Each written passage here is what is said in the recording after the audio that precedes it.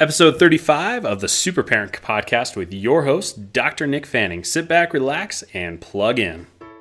Parenting in the 21st century is ever evolving. And while you balance work, kids, and your sanity, it's easy to feel discouraged.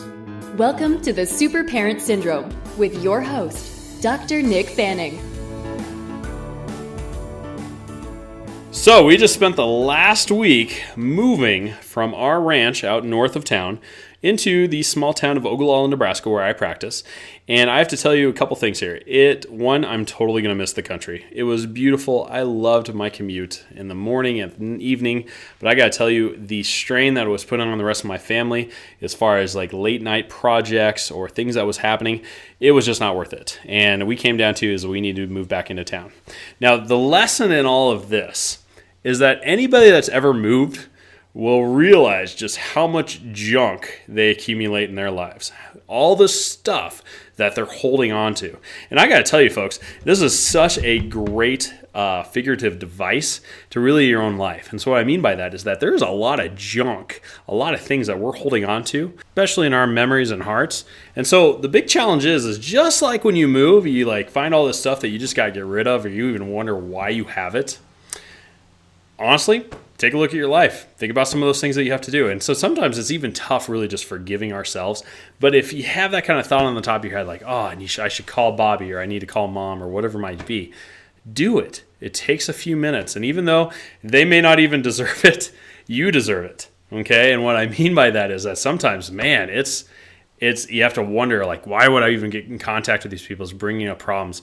But at the same time is get some sort of closure, even if you're getting away from that environment, that person.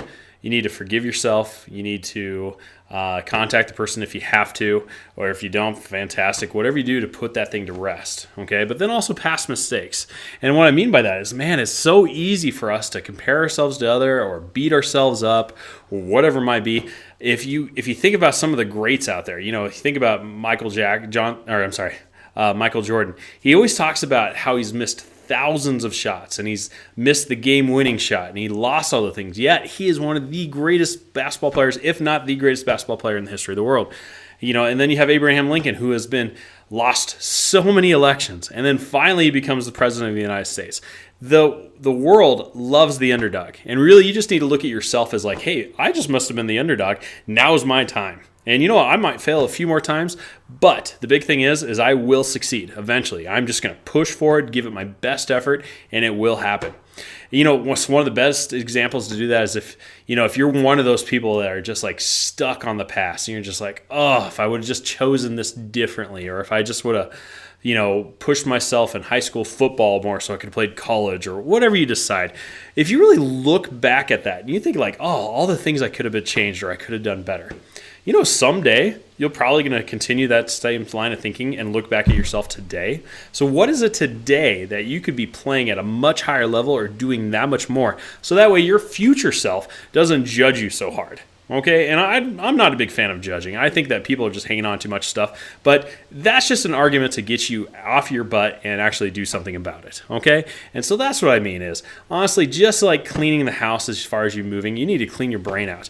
But, honestly, if you just want to take this at a, just from surface, honestly, you could probably go through your house and clean up half your crap. Minimize, you can be a minimalist if you want, but just think about freeing yourself from that responsibility of having all this junk. Junk ties you down. Junk makes you have that responsibility of having to take care of it or upkeep it or things like that. Just let it go. You don't need all of that. You get to the point where right now, if the kids get a piece of clothing from the grandparents or a toy from the grandparents, we give something up, okay? And kids, they grow ridiculously fast, so it's really easy for the clothes part to keep it moving. But if you don't stay on top of it, man, it adds up fast. Same thing with toys. There's toys that, man, they haven't seen in 6 months, 7 months.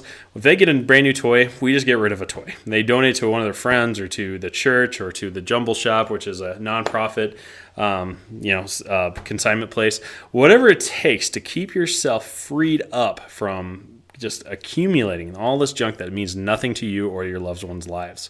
So that's your challenge. Whether it's through your environment, cleaning things up, or in your own headspace, cleaning stuff up, I challenge you to take your life up a notch and clean house.